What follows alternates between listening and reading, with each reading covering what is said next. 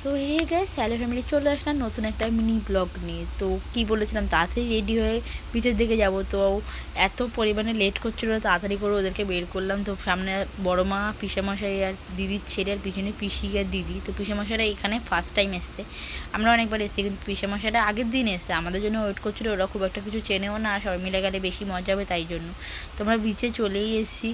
এত পরিমাণে আমাদের ওখানে ঠান্ডা, আর এখানে এত পরিমাণে গরম যে বাড়িতে পা দেওয়া যাচ্ছে না। এখানে প্রত্যেক বছরই এরম টাইমে মেলা বসে, কিন্তু সকালের দিকটা খুব একটা থাকে না। বিকালের দিকটা যখন আসবো তোমাদের দেখাবো, এত মেলা বসে, এত জিনিসপত্র, প্রচণ্ড মজা হয়। তো আগে যাই বিচের দিকে, এত লোক।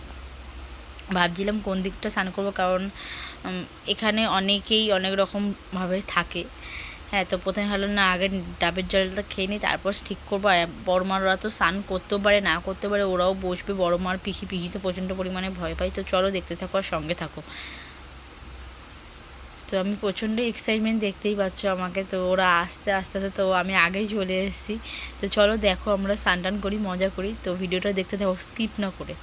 তো এই যে দিদি, ও বলছে কখন নামবে। এত পরিমাণে জল ঠান্ডা, আর বালি সেরম পরিমাণে গরম, মানে প্রথমে জলটা গিয়ে একদম ছ্যাক করে উঠেছে। তো দিদি আর আমি প্রচণ্ড পরিমাণে মজা করেছি। তো আগে স্নান টান করি, তারপর তোমাদের সাথে কথা হচ্ছে।